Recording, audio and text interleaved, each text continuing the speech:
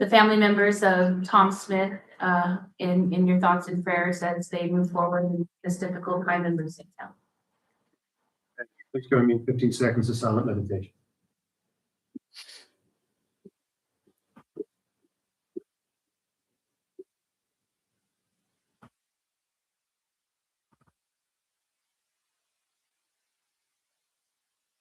Attorney Rubin, would you lead us in the pledge, please? Got it. I pledge allegiance to the flag of the United States of America, and to the republic for which it stands, one nation, under God, indivisible, with liberty and justice for all.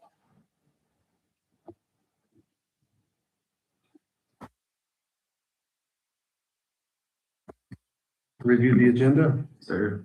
Any changes, recommendations? Entertain a motion, please. I would like to make a motion to approve the agenda as presented. I'll second that.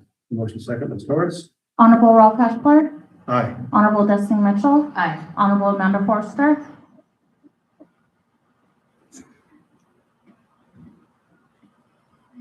Commissioner Forster, can you say aye for the approval of the agenda?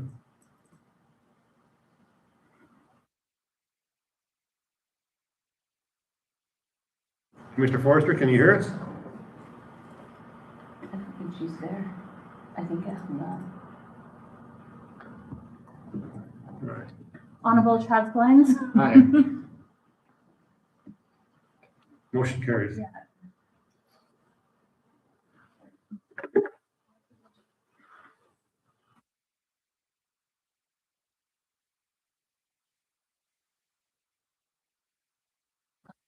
Your call has been forwarded to an automated voice messaging system. 5, 7. Try to call it.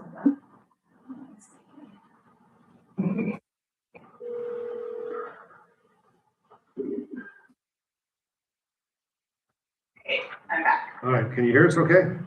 Yes, I can hear you better now. Okay, are you an aye for the approval of the agenda? Yes, Thank you. Okay. And now we'll take a moment for commissioners' comments. Remember, these are abbreviated comments, announcements only. We have 3 of us present here. Mr. Glines, would you like to go ahead? I don't have too much for my commission comments this week. Pull it up here, sorry. If you want to skip me, I'll pull it up. I gotta pull it up. Right. I don't have much to report other than Yeah. going to this COG meeting on Friday. Yeah. And, yeah, I've been gone for weeks. Yeah, remember, we're not doing reports today, we're making announcements. That's all. I have no announcements. All right, well, I do have an announcement. It's a public notice for road closures and construction safety. The city would like to remind all residents and visitors that we currently have multiple infrastructure and improvement projects taking place throughout the community. As a result, there will be various road closures, lane reductions, and temporary traffic disruptions in different areas of town. We ask for your patience and cooperation as we work to complete these important projects that will benefit our community in the long term. For your safety and the safety of our workers, please be advised that it is illegal to move, bypass, or cross any posted construction barriers, barricades, or traffic control devices. These measures are in place to protect both the public and construction crews. Thank you for understanding, cooperation, and continued support as we make improvements across our city. Remember, I've threatened you folks several times about construction fatigue. It's going to start happening. And it's happened already in some areas. So as we put these multiple millions of dollars of funding into our infrastructure, we're going to have some construction issues. So please be respectful of these barriers. Thank you. Staff comments? Mr. Whitehead, does anybody have any comments? Mayor Pro Tem, members of the commission, I don't usually try to make a long one, but just to really follow up on what you just brought out to the table on these projects. I sat this morning to make some notes. I just want to come down through our community. Currently, the Love's truck stop is finishing the road and the water line installation for us, which they've had to close that particular stretch of road. They worked with us really well to create a bypass to get traffic around. So we've got that project going on, which obviously creates some frustration in a small area of town. critical water line project continues to move. We are now bringing that line live. It's hooking up to our system. So for the next weeks, we'll have multiple water shutoffs as they tie that line in, just as we had today. Sometimes this is a good example. We could not find the water valve to shut off on one block, didn't function. And so we had to move 2 blocks down, which ultimately shut down more of the city than anticipated. Those are just challenges that we just don't know till we come across those. The exciting stuff, Wispy won bid. We did receive bids on that particular project. I think we had 8 contractors bid on that. We're excited. It came in under budget. Looks like we have a qualified group of candidates. So we'll be having that go to bid to construction soon. We bid the water meter project. With the cost came in, again, we're seeing good costs across the board. We're going to be able to bump that from 900 to 1,200 meters. That project will be going out quickly. The boat dock we're waiting for the river to come up so they can actually set the structure in and get it to float correctly. And we are finishing those riprap. So we're covering that to get that done. The skate park is just about finished. We're going to be adding on the agenda today, finishing up for fencing. Boat Street, it looks like it's moving slow, but it's really moving at a good pace now. The gas company came in. That was a real hangup. Everybody was really concerned. They showed up Monday and they're going to be gone Friday. And they worked till 8 o'clock last night finishing. So once they're out of the way and that gas line is solved, it's going to be finishing. You can see the progress. They're really getting on a trend. We were able to get the annex buildings finished stucco just today, so it looks fantastic. NMDOT has started the restriping downtown. We are finishing hooking up the sewer on Morgan Street to get that project online. We have a water line going in on Cherry Lane. Cantrell, we've signed on with the engineers. That project is ready to kind of get kicked off. We just received approval to go out to bid for the VAC station engineering team. We turned in all of our road applications for new road grant money this last year, and we've started the budget process.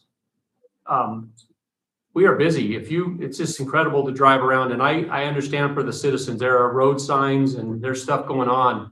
If we can kind of get through June, I think it'll start balancing itself out. But we are working hard, and every one of our employees are showing up and giving it, good effort every day. And we're trying to get that information out. We're working hard on the website. So really support the comments from you, and just ask the citizens to bear with us. We're trying to make things happen.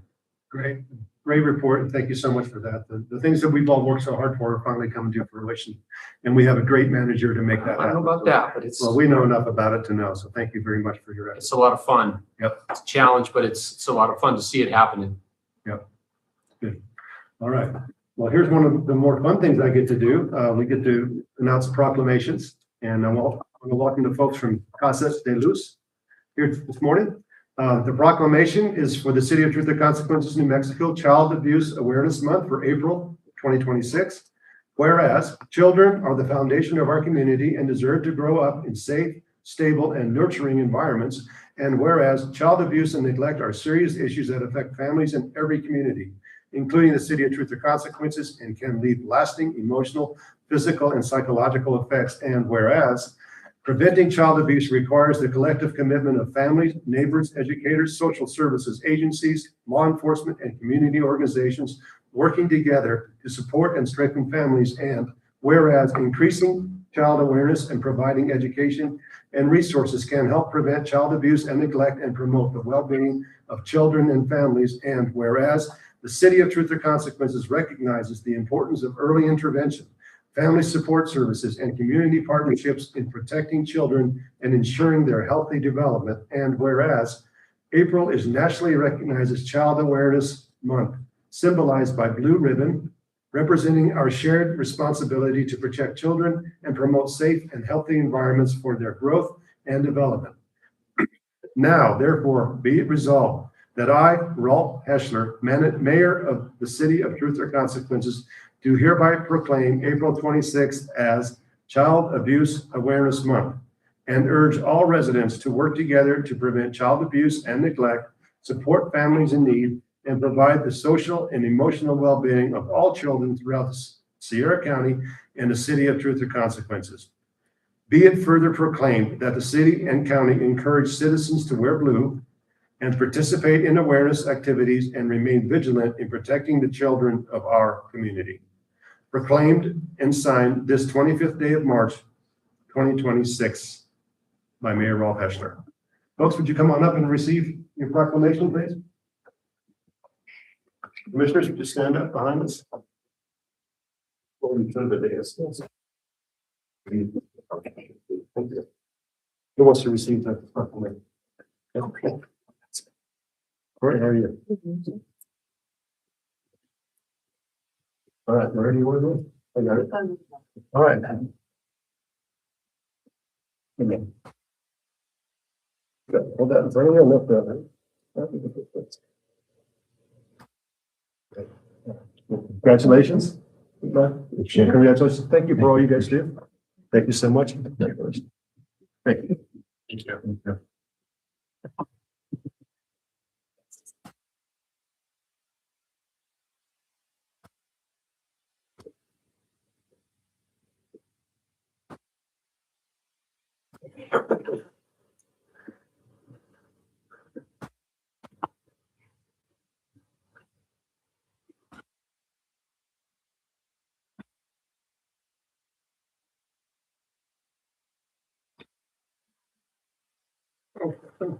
All right, now we'll open it up now for public comment. Ms. Sloan?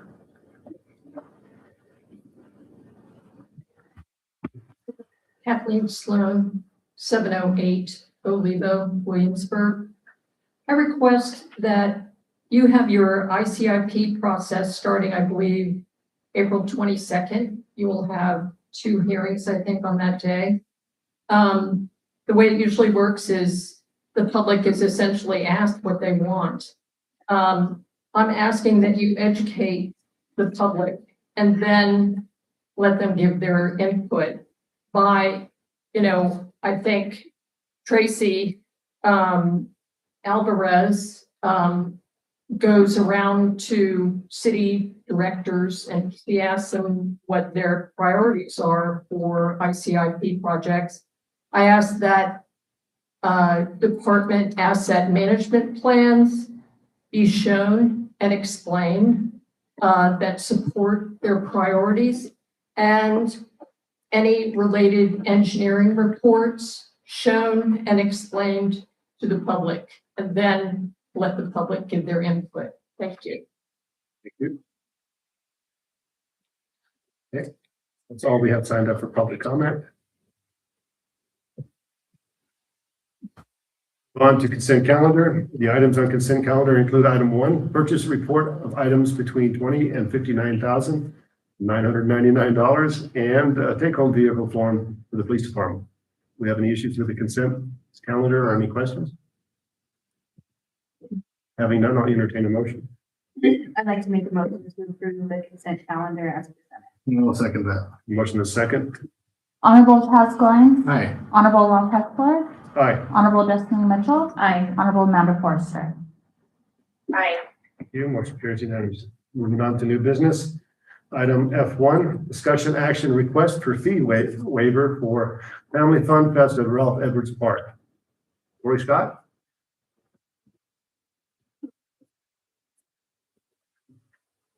Thank you, Commissioners, Mayor, for allowing us to be here today as we recognize that April is Child Abuse Awareness Month. A time to raise awareness, strengthen our commitment, and stand united in protecting the children in our community. Casa de Luz Positive Outcomes Family Advocacy Center, in conjunction with CYFD, would like to take a moment to invite our community to come together in a positive and uplifting way at the Family Fun Fest on April 18th, 2026, from 10 a.m. to 2 p.m. Events like this remind us of the importance of connection, joy, and creating safe, supportive environments where children and families can simply enjoy being together and have valuable resources gather to help and support the citizens of Sierra County. Additionally, we extend our sincere appreciations to Mayor Heschler, City Manager Gary Whitehead, and the City Commissioners, who will hopefully make the generous donation of Ralph Edwards Park for this community event.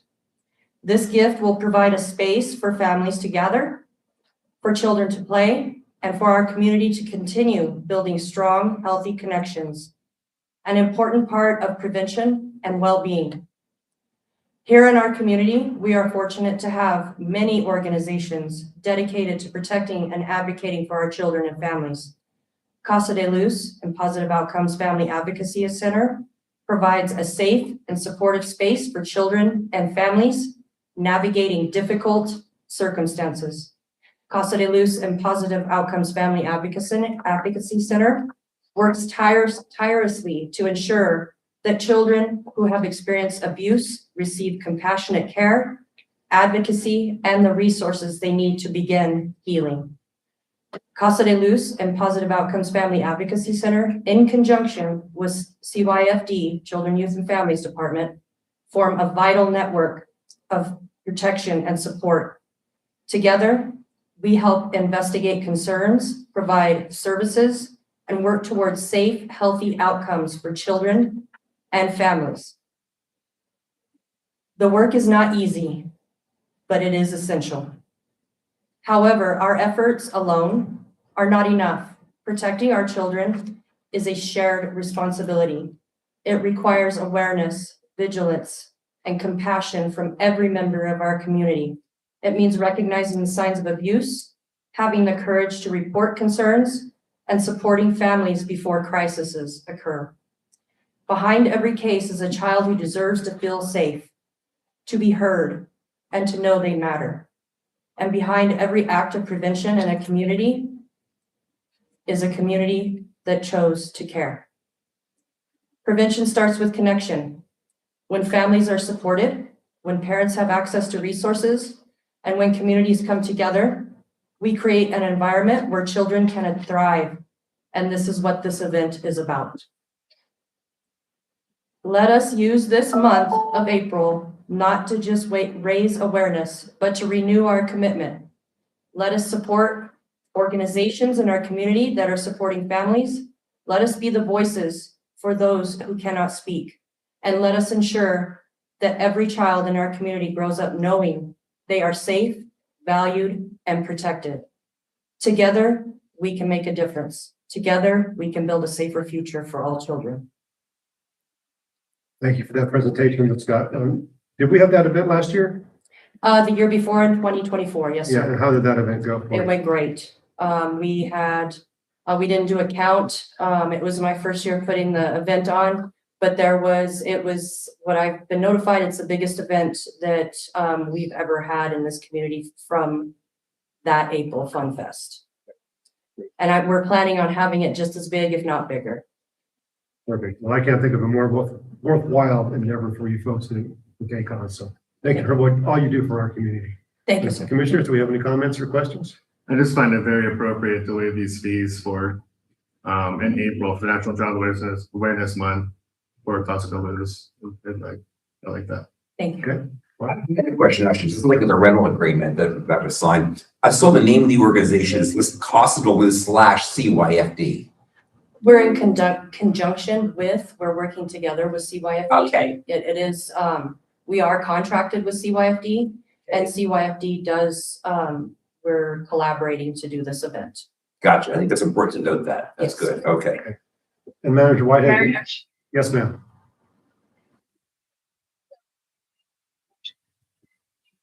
The ability to waive fees when it's a benefit to the city, and they see this as a huge benefit for our community, and I agree. Great. Okay. That's also important from a legal standpoint because again, you're waiving the fee, but this is not an anti-donation issue problem as long as the commission determines that this is actually a community benefit. So. Perfect. That was what it was going to be. We've got an answer. So Okay. we're on to a motion. Would you like to make it? I would like to make a motion to waive the fees for Casa de Luz Family Fun Fest in April as presented. Second. The second starts. Honorable Ralph Heffler. Aye. Honorable Jazz Glenn. Aye. Honorable Destiny Mitchell. Aye. Honorable Amanda Forster. Aye. Motion carries unanimously. Thank Mayor, you. Yes, sir. Mayor, then my comment would be, OJ will reach out to you, and we'll just need to put together the spirit of an agreement on that, right? So we just have to do the contract, the waiving the time and those items. And in general, our general rules that we've had is going to require that we do have a security deposit. So that's part of our rules that we'll have to do that to get that waived. So we'll work through all those conditions as well. Sounds perfect. Great. Let's make this one work. Yep. Okay, thank you very much. Right. Yes, Scott, thank you so much for your presentation. And thank you Thank for your you. staff. Appreciate your time. Thank you Yes, very ma'am. much. Thank you. Let's move on to item F2, discussion action, approval of the Elephant Butte Annex. It's 68.579 acres of the city property that we're going to let the city of Elephant Butte annex from us. Mr. Whitehead, would you go ahead and present? Thank you, Mayor. Mayor Pro Tem, members of the commission, let me get my information here. And I'll apologize, I don't have the date. I think in December, the commission approved in tentative discussions with Elephant Butte that we would not be adverse to their work to attempt to find out how they would proceed with changing the annex or the boundary lines between the two commissions. At that meeting, I'd indicated that the land appeared to be about 100+ acres. We were unaware as we had not surveyed it. What you have in your packet now is the work performed by Elephant Butte to create the actual boundaries that we had discussed. The boundaries come out to be 68.579 acres, of which 5 acres belong to the city of Elephant Butte, where their wastewater treatment plant is, and the remaining acres belong to the developer, Turtleback Mountain. And you see the letter that's in there from those folks. One of the requirements of an annex would be that you would have comments from any affected property owners. In this particular case, we only have one property owner.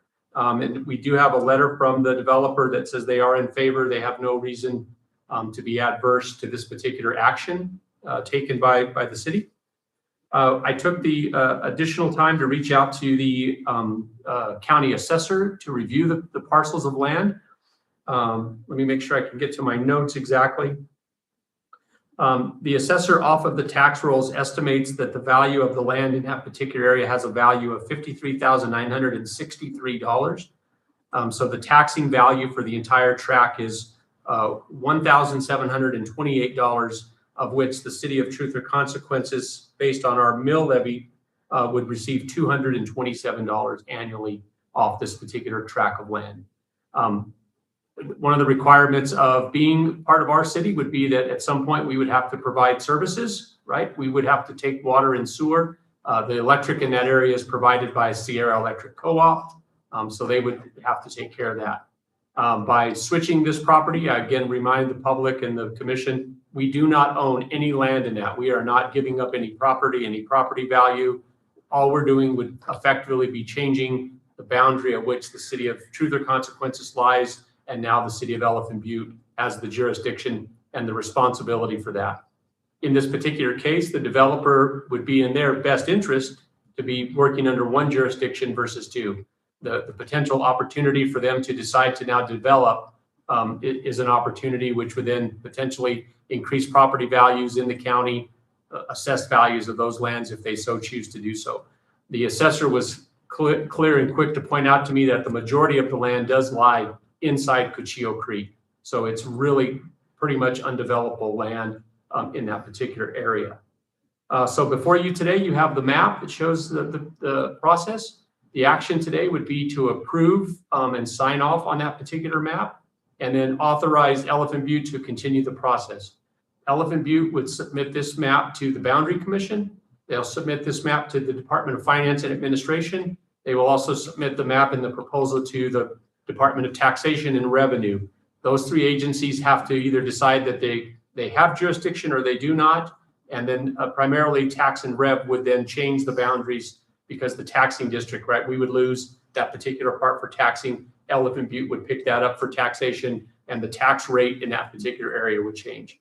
And so your action today would be, again, to accept the plan and then authorize Elephant Butte to complete the process and provide us some notification from one or all three of the agencies that some formal action has taken place. Thank you. Questions? You're welcome. I think it's important to note that the city of Elton View, they're the ones that have the responsibility of doing this. They're the ones that have to prepare the annexation application and be in touch with state agencies. Really, what we're just doing is concurring in their actions to do this. But again, we're not making any warranties or representations about how they should do that. That's going to be up to them to do it properly. So that's that. I even drafted the proposed motion. Do you want me to read it aloud? That's fine, yeah. Let me say, I actually worked on a motion and you can actually approve it. So I said, the city commission concurs with the city of Elton View's efforts to annex that certain 68.579 acre tract of real estate that is delineated in Exhibit A attached. It is the city of Elton View's sole responsibility to properly follow state law to effectuate said annexation. Great. Ms. Torres, would you make that my motion, please? Okay. Yes. Okay, I made the motion. Do I have a second? I'll second. I have a motion and a second. Doris? Honorable Destiny Mitchell. Aye. Honorable Amanda Forster. Aye. Honorable Chaz Glenn. Aye. Honorable Ralph Peschler. Aye. Motion carries unanimous. Item number F3, discussion action approval of cost-based internal electric billing for city facilities. Mr. Whitehead. Thank you. Let me find that particular document.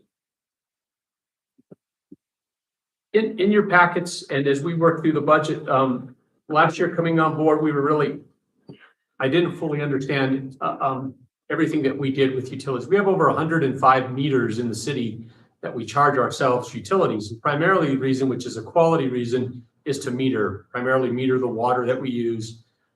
There is a cost to us for the electricity, but we're charging ourselves at the full set retail like we would charge any customer. And so I have to budget those extra costs. So I'm paying myself, I'm moving those costs into the electric, the water, this wastewater plant, or the solid waste, and then I'm transferring those dollars out.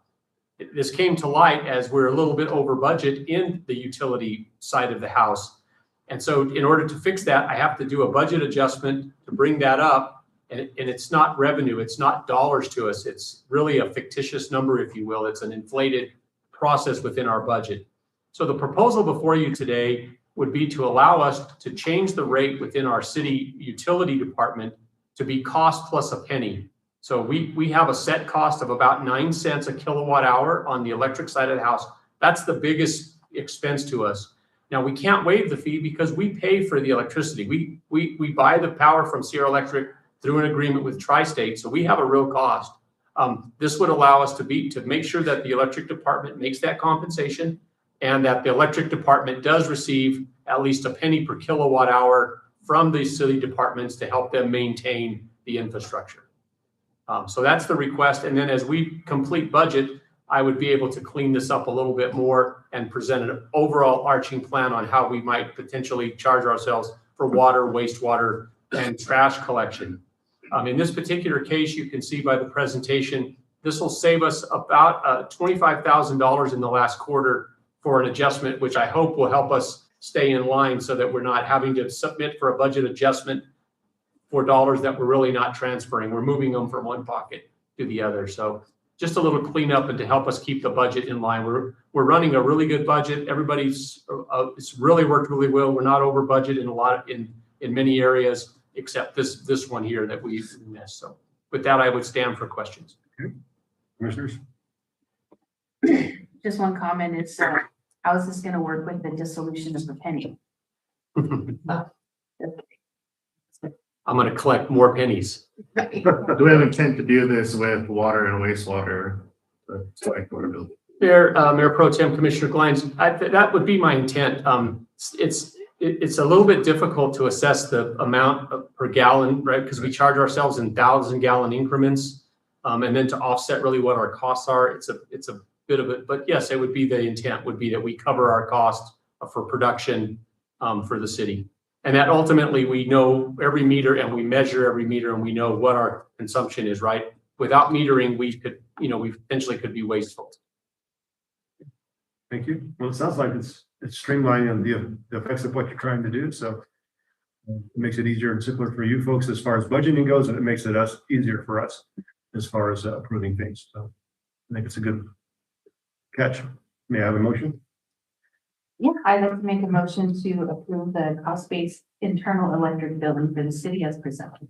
Well, second Motion is second, Ms. Norris. Honorable Chaz Glines, it. Aye. Honorable Rob Heatherly, Aye. Honorable Destiny Mitchell, Aye. Honorable Amanda Forster.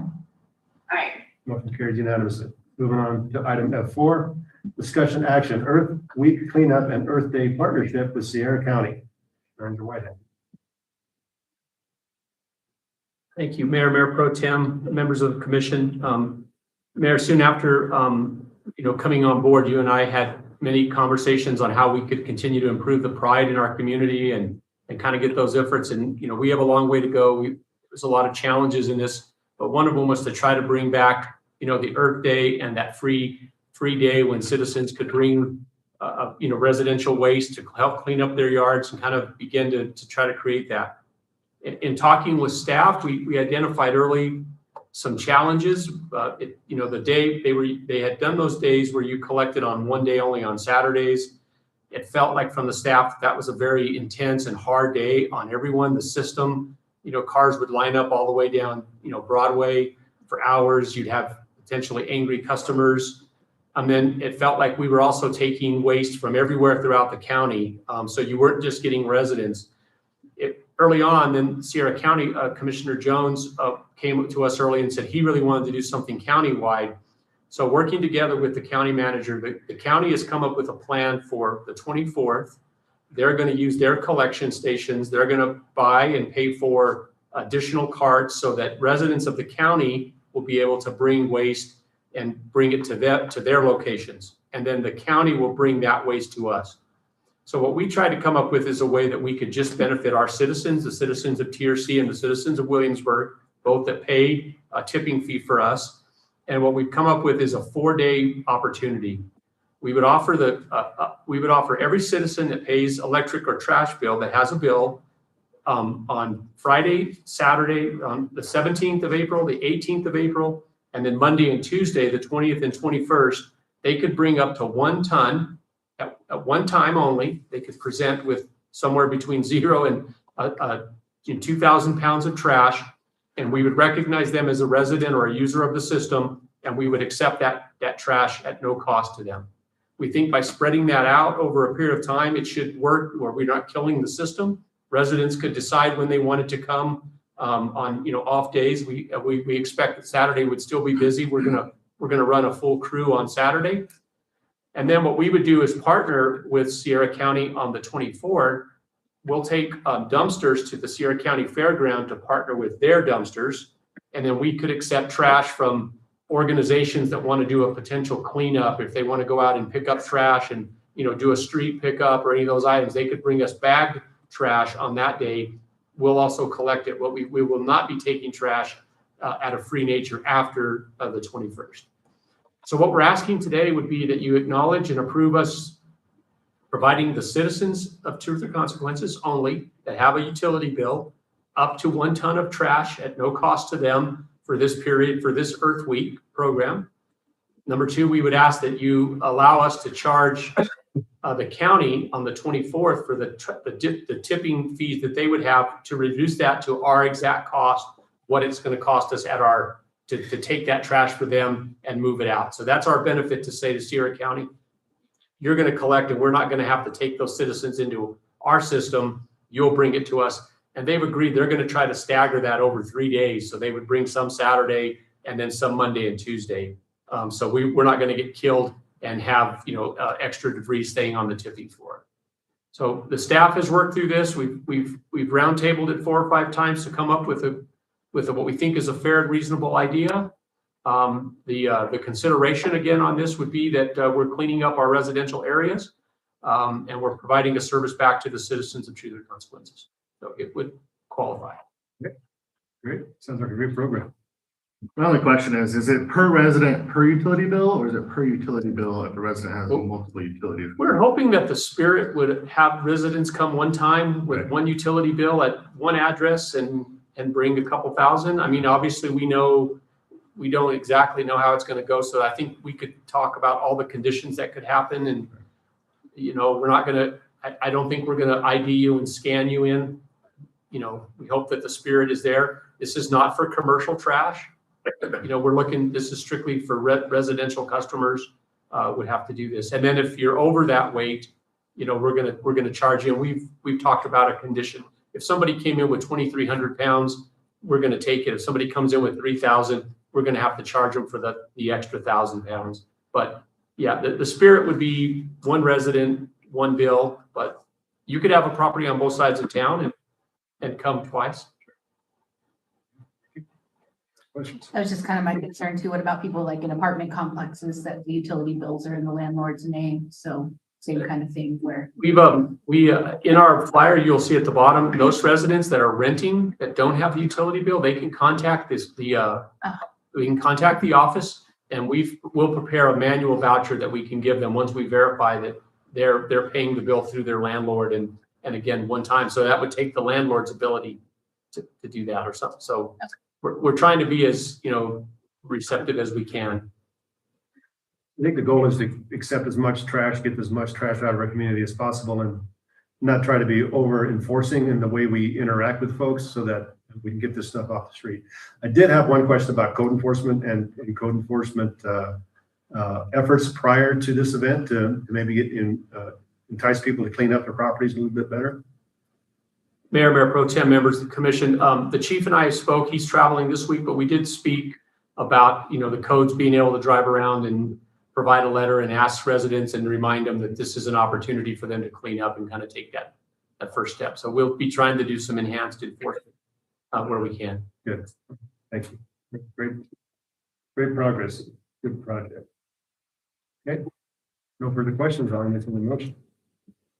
I'd like to make a motion to approve the earth cleanup and Earth Day participation with Sierra County as presented. You do have a second. The motion is second. Doris? Honorable Amanda Forster, Aye. Honorable Chaz Glenn, Aye. Honorable Rob Kessler, Aye. Honorable Dustin Michael. Aye. Carries unanimous. On to item F5, discussion update. FY 2028 to FY 32 infrastructure capital improvement plan. Ms. Alvarez, Thank you, Mayor. give Manager Whitehead a break.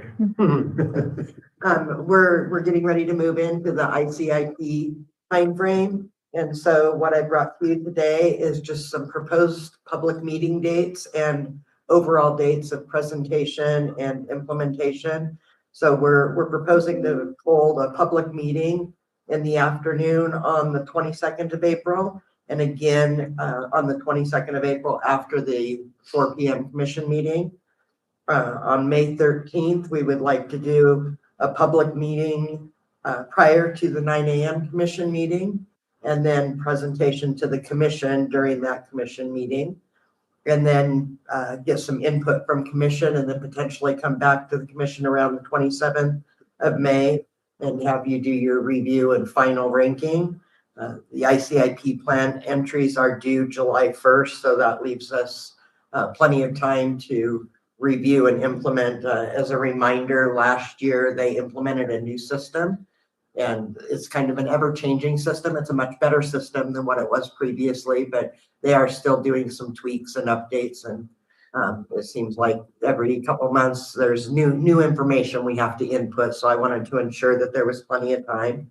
We will be working with our COG again, Yvette, that assisted us last year with the ICIP, will be assisting us again this year. Within your packet, you have the projects that were identified and ranked last year. And so this will give you the opportunity to start reviewing what we had on that list. And you'll recognize some of those as ones that you guys vetted for up in Santa Fe as well. And there's no action on this. It's really just update.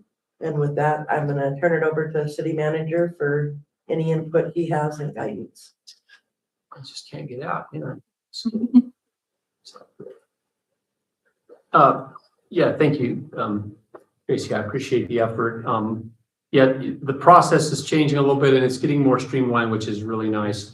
What I would ask each of you to do, I've looked it over and again, I don't see much on the list that would come off, right? The document's intended to keep, it's kind of a living document. So we'll keep moving some projects down. Certainly each one of you need to be looking through your neighborhoods, right? The most important is that you as representatives of your citizens need to find those projects that you feel you've been asked about that may or may not be on there, so we can begin to vet those items. Look through the list to see what, comes up that needs to maybe potentially move up. Primarily for us, the only time that ranking is valuable is when we go to the state legislature for capital outlay. That's when they're looking for, is it in our top 5? The year before last, they said you should kind of divide them up and present in 2 phases, your top 5, some to the governor, some to the legislature. This year, when we were at the legislature, they all said you should have put them all into to us. So there's no hard, fast book, but I think the most important would be recognizing what are the top 5 things that you would expect us to go back to Santa Fe for next year to advocate for. And then again, what are the projects on here that need to be moved up? And then what projects are on here, are not on here that you've heard from your citizens that deserve to be on here, or at least deserve to be presented to the documents. Okay. You have any questions or discussion? I don't know. The first thing we want to look at, folks, is the dates and make sure they're going to work for all of us so that we can attend at least some of the meetings.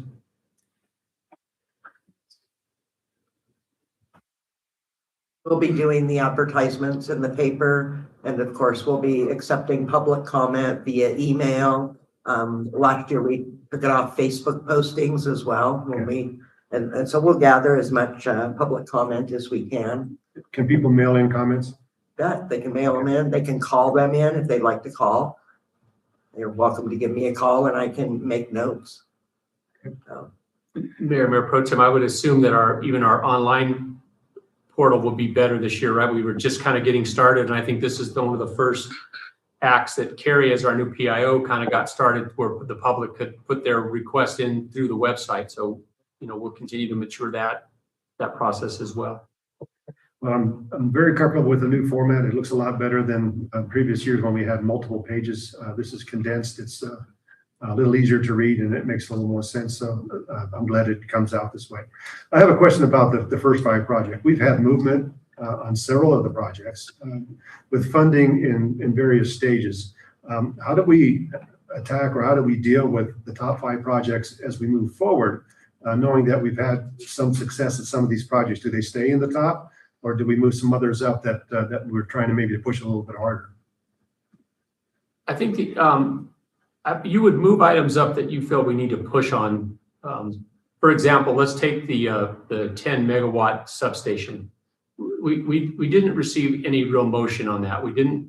It didn't seem to kind of catch anyone's attention. So it may be one of those items that's not going to get capital outlay attention, but it's still important to us, right? So maybe it slips down to 6 or 7 or 8. I think it's thinking of them like that. Like, what do we have the best opportunity to potentially get funded?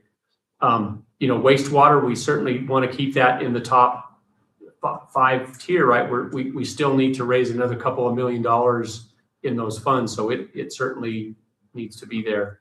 Marie Street, we were fortunate. We received $375 to start planning. We have an application in for $1.5 million to Colonias. If that fund comes, it would be easy to slip Marie down back now to 6, right? Because we would have a pot of money to begin working. So that's the way I'm going to be looking at its structure, is what do we have the ability to do, and what do we still need to fight for? Yeah, we don't want to jeopardize any success that we may have, but we want to identify the items that we need, obviously. So that's correct. And I reemphasize, with the exception of capital outlay, that's the only place that asks us to only bring us your top 5 projects. Otherwise, the funding organization says, is it on your planning document? Is it on your planning document? And so we should know what we're fighting for in the next few years, make sure it's on the document, whether it's 1 or 15.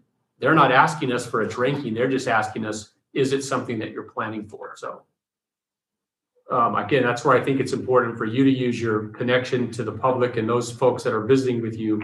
What's not on here that needs our attention? Okay.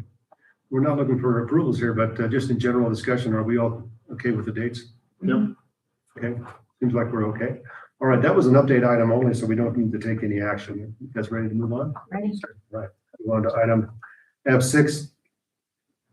Discussion, update, and action. Purchase of 8-inch pressure sustaining valve within the shovel-ready project. Mr. Whitehead. Mayor Pro Tem, members of the commission, it's this particular project, the action item we had on the agenda, we were going to bring this for approval, but the contractor was ready to go. It fell under the threshold, so we approved the change order in the purchase for this valve. One of the challenges that we've had with the schools is that for a period of time, the city has had issues with our system, and those issues have caused the schools to have to shut down. Primarily after the roundabouts were put in, there was a period of time when they couldn't get enough water pressure. That lack of water pressure caused the fire system to not be adequate. And so there were many days when this past year with 2 water leaks, we shut the schools down twice. The school had begun to prepare to ask for emergency funds to put a storage tank on the property so that they could effectively have enough water supply if we couldn't supply them water, or while we're doing our construction, they wouldn't be shut down, right? They have days they have to get kids to school, and it's a challenge every time that happens. In looking at the project, we recognize that first, it would be a really tough timeline for the schools to find $1.5 million to $2 million from state emergency funds to get here, design, and construct before we're going to be done building the water lines in their area. So our position and what we shared with the school and the school superintendent was we felt like we were putting them in a position where they would be potentially taking money from a system and it would end up being a waste. Once the system, we never failed delivering them water until recent times. So what we did is we had our engineer go back and look at what we could do in that particular area. And the major thing that we could accomplish would be to install this pressure sustaining valve at the top of Silver Street. This will actually catch Sierra Vista Hospital. It'll take care of Paloma Springs Healthcare and the schools. If you take a look, we could put this pressure sustaining valve we're putting in. If we have a failure of water below the system, below the hospital, anywhere from there to the river, this valve will pick up when pressure drops below 50 PSI, and it will automatically shut down, which will then protect the loop, right? So the water comes in from 2 directions. It comes in on Smith Street. You can see it here on this map that you're seeing in front of you. Water feeds in from the roundabouts around Smith Street, and it comes all the way down to Silver. That's where we're putting the new water line. Right at the bottom of Silver Street will be one of our new pressure relief valves for that whole area, which will be fantastic. But this is going to be at the top. So this valve will shut off pressure, and the school will not lose pressure it'll come in from the north loop. If we have a failure on the line on Smith Street while we're building, because that's the next place where we'll be installing a new line. A new water line will come all the way from the roundabouts, around the elementary, and down to Silver Street. If we had a failure there, we've identified all the valves. We're starting to test those valves with the school. We're going to work directly with the school so they could go in and shut. So then we could shut off the valve from the north side and create water flow from the south through this particular valve, where we would be able to maintain pressure at the school under any condition. And then we would have the same situation at the high school. We have one main feed that comes in from our 12-inch line that feeds the tanks up by the new Loves up on that road. That's a good, keep going down a little farther. There you go. You can see the yellow line coming in from my left to right. Those are the 2 valves that we could not find this last year when that main line broke. If we could have found one of those 2 lines, we would have been able to shut the water off there and the school would not have had to shut down. But because we couldn't, we were just backfeeding the flow from there. So we've now located each of those lines. Each of those blue dots would represent an area that we could shut off for the schools.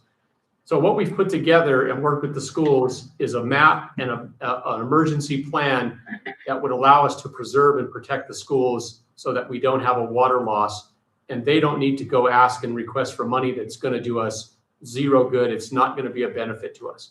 And you can see from this map that the water loops, right? Whether it goes out the yellow line to the tanks, water would come in from the west to the east, or it feeds around by the roundabouts and comes in from the east to the west. So the school is protected from 2 ways for looping, and by having these valves and this pressure sustaining valve, we should be able to protect the school from having a loss of water pressure. And them having the confidence in us gives them the ability to maintain. The last time they shut the school down within the first 30 minutes of the pressure dropping.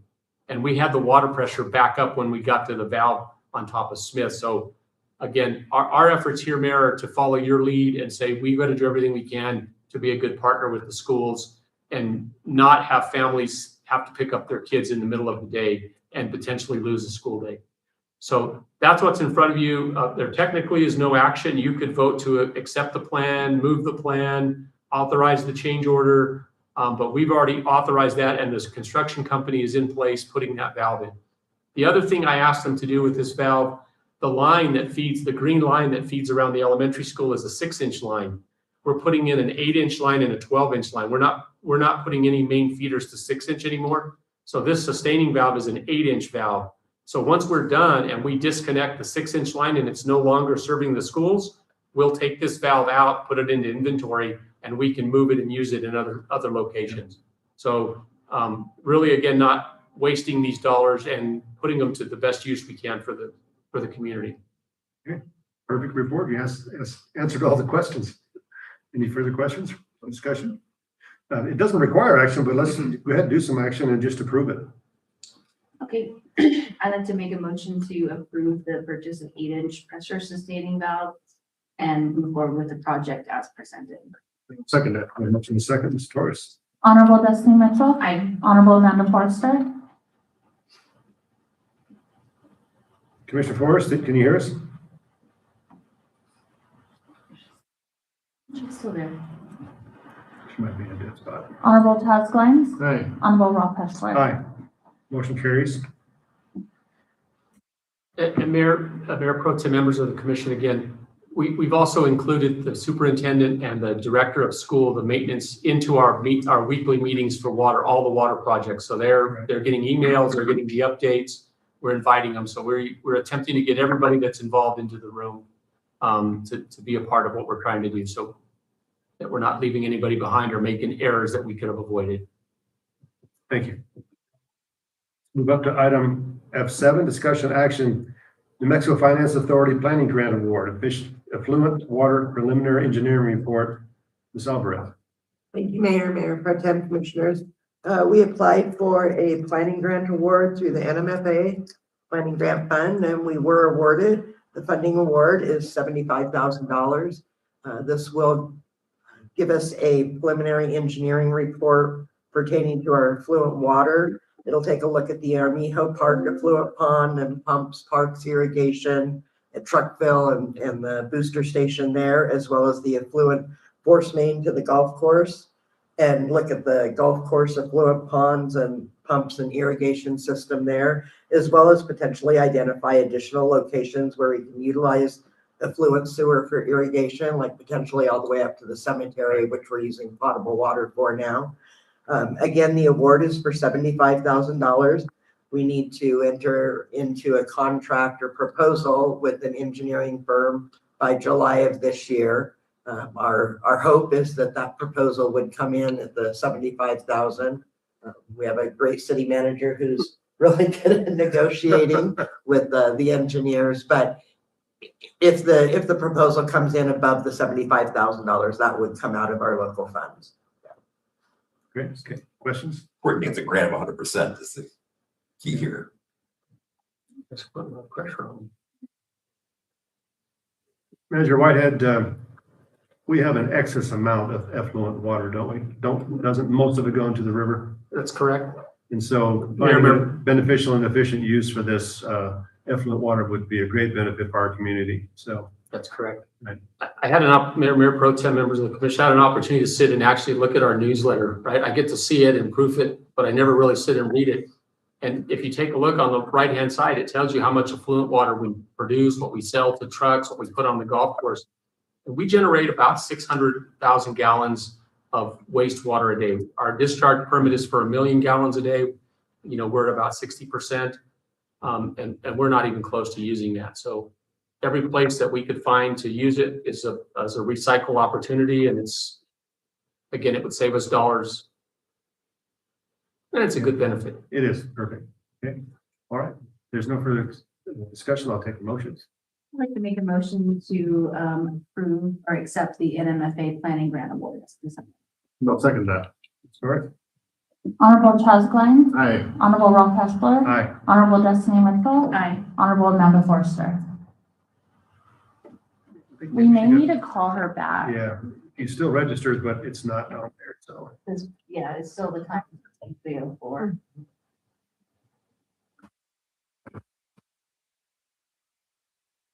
No. There you go.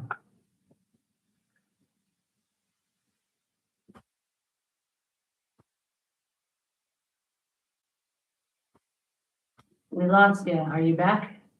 I can hear you guys. Can you hear? Now we can hear Now you. we can hear you. Honorable Yeah, I Amanda can hear Forster. you. I can hear you guys fine. Okay. We made a couple of motions that you didn't get to participate in. Did you hear the motions?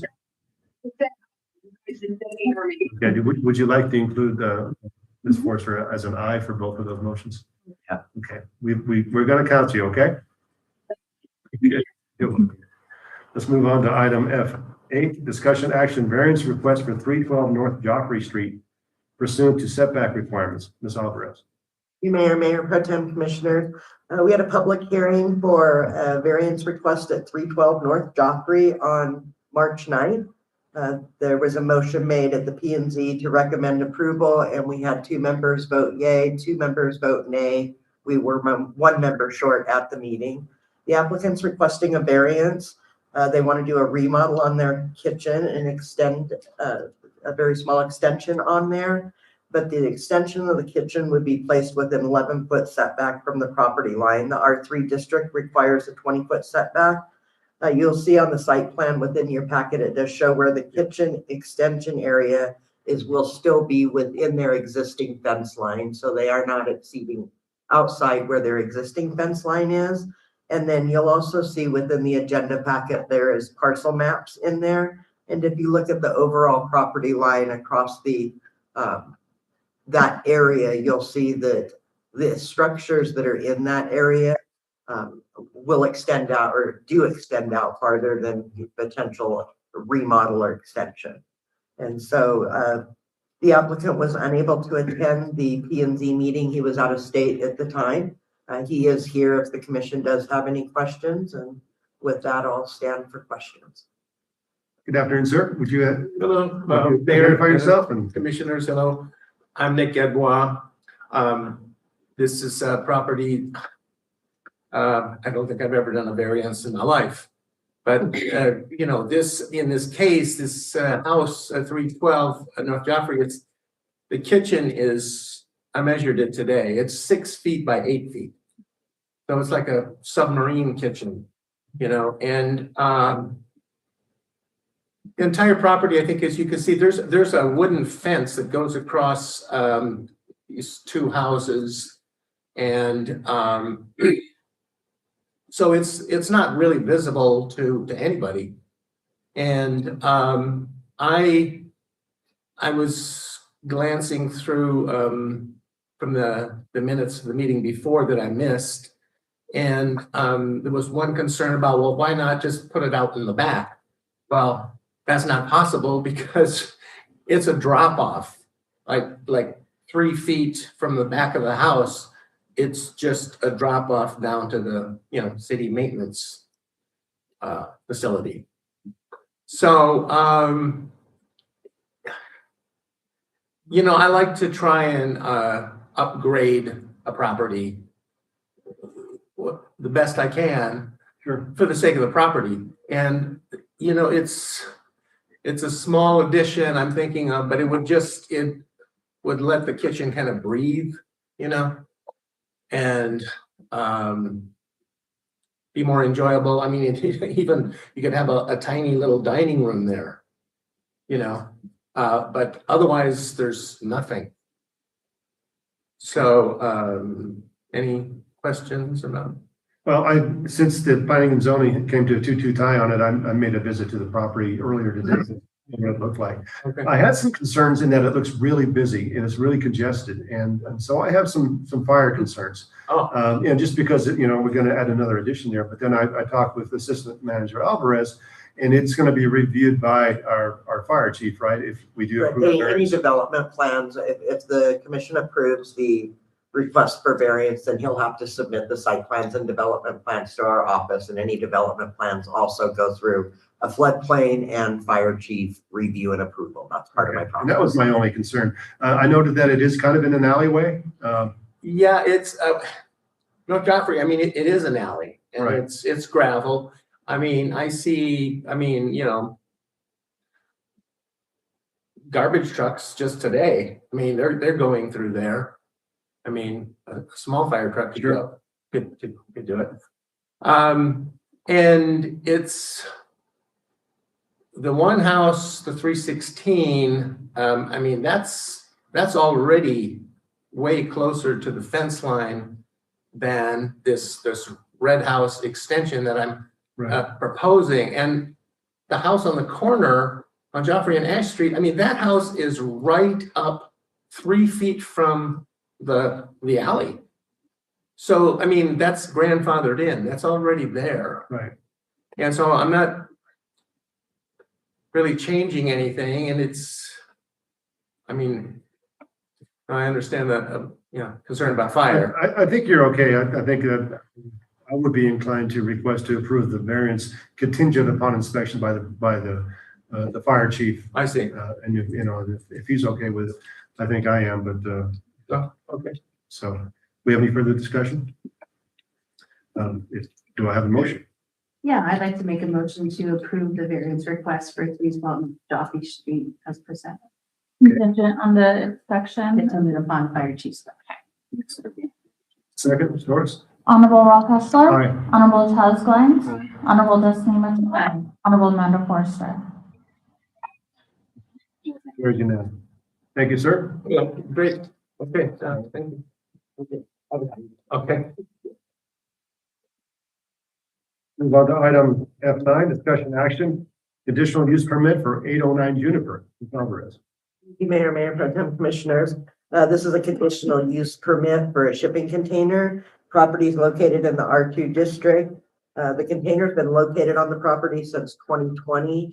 So that was prior to the implementation of our shipping container and special use requirement. So approving this would bring the property into current compliance. Yeah, we tackled one of these a couple of meetings ago and approved that. I think for that reason, I think I'd be inclined to do it again here. Do we have any further discussion? Yeah. With that, I make a motion to approve the variance request, to approve the conditional use permit at 809 Juniper. I'll second it. The motion is second, Ms. Torres? Honorable Destiny Metoyer. Aye. Honorable Charles Glenn. Honorable Ralph Hessler. Aye. Honorable Amanda Forrester. Aye. Motion carries unanimously. Yep. Let's move on to item G, ordinances, resolutions, zoning. Item 1, discussion action, resolution number 50, 2526, budget adjustment request. Mr. Whitehead. Mayor Pro Tem, members of the commission, in front of you, you have a budget today, which is always exciting. We have, can you scroll up to the, like I'm missing something here. Oh, I was way on it was my fault. You have 3 items on the budget adjustment. The first one is our utility, our insurance for unemployment insurance. Again, as typical insurance, the rate came in a little higher than we had budgeted. So we need to increase to $34,660. We definitely need to pay our unemployment insurance. The second item on the adjustment is the $75,000 grant that you've approved from the New Mexico Finance Authority. The adjustment would accept the revenue into our budget and then authorize the expenditure. And then the final item is for a Parks and Rec increase. This will go into the Parks budget at $20,000, which will go into fixing and repairing the fence around our skate park. So our skate park is coming and being completed, but we need to fix and protect the fence. We're going to put a 3-sided fence to catch the side so that on the street side and the river side, The structure is protected from potentially skaters losing their valuable boards into the river or onto the street. And those are the items. Thank you. Any discussion? No, I would like to make a motion to approve the resolution number 502526 BAR as presented. Motion, do I have a second? I'll second that. Thank you. Doris? Honorable Charles Glenn, Aye. Honorable Ralph Esper, Aye. Honorable Destiny Mitchell, Aye. Honorable Amanda Forster. Aye. Motion carries. Let's move on to item G2. Discussion action resolution number 512526, sale of surplus property to be sold at the April 11th, 2026 Willard Hall auction. Ms. Torres. You want to take this one too? I'm Sure. just kidding. So we have our dome that used to be over the swimming pool that we can no longer use, and it's just taking up space. So we're wanting to try to sell it in an auction. Willard Hall is having an auction on April 11th, so we're going to try to put it in there and see if we can get it sold. It does have some accessories that go along with it, so hopefully somebody can use it for something. It's worth the effort though, because it's just taking up too much space right now. Mr. Mitchell, I'd like you to weigh in on that. Yeah, the dome is no longer able to be used at the swimming pool, so it's just been taking up space for years. Some of the accessories include electronic door frames that would open and close to keep the bubble up. I think there's some lights in there, stuff like that, but it's all just wasted space right now. What material is it constructed of?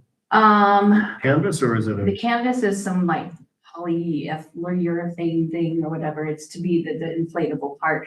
There's also a tarp that covers the pool for construction purposes. Okay. That's included in that as well. We did have somebody make an offer to buy it from us last summer, and I think that's what spurred this conversation to get it. But it's in the only shaded place at the swimming pool where people could sit, and they can't sit there because it's full of all of this just, useless stuff that we can't use anymore. So the OJ did a complete survey of everything that was in there to include, and hopefully it can go to auction and get removed, and we can have some shaded seating When's area. the next time we put that? 2017. Yeah, it's been a while. Okay. Yeah, it's gonna take pictures. Of course, we can't take it to the auction, but we'll have pictures available over there so they can see what it looks like. Any further discussion? Mayor Pro Tem, members of the commission, I would also point out, so the canvas structure, as I looked at it, is probably the least expensive part of the process. There are still two mechanical, there's a fully functional air conditioner system that's still on the site that we would potentially try to find a buyer for, down the road. And then there's a pump, there's an auxiliary pump that was used to keep the air and the air pressure up in there. Both of those are pad mounted inside the structure. And so there'll be some additional value when we can find out, how to move those. So those won't be separated from the auction. They'll They'll be identify separated. those things as the value. We would sell those separately. Okay. Yeah. All right. Yeah. Motion to approve resolution 2526 for the sale of surplus property. Sorry, did you want to say something before? I think what we talked about, Roman, you and I talked about this yesterday, is we're convinced that the value of this is very modest amount. So that's really, that lessens some of the requirements I would normally be concerned about. So, yeah. Makes sense. Well, second that motion. Yes, thank you. Honorable Ralph Aye. Esper, Honorable Chad Glenn, Aye. Honorable Destiny Mitchell, Aye. Honorable Amanda Forster. To the God. That's okay. Okay. All right. We've exhausted our regular agenda. I'm going to make a motion to move into executive session at 5:12 p.m. The executive session items include item 1, threatened and pending litigation, Diane Gunning, pursuant to 10-15-187, and item H2, threatened and pending litigation for Ron Fenn, pursuant to 10-15-187. May I have a motion to close the meeting and move to executive session? I'll make that motion. Have a motion, have a second? I'll second that motion. Ms. Torres? Honorable Destiny Mitchell, Aye. Honorable Chad Glenn, Aye. Honorable Ralph Esper. Aye. Motion carries, and This meeting is adjourned, and we'll start the executive session once the room is cleared.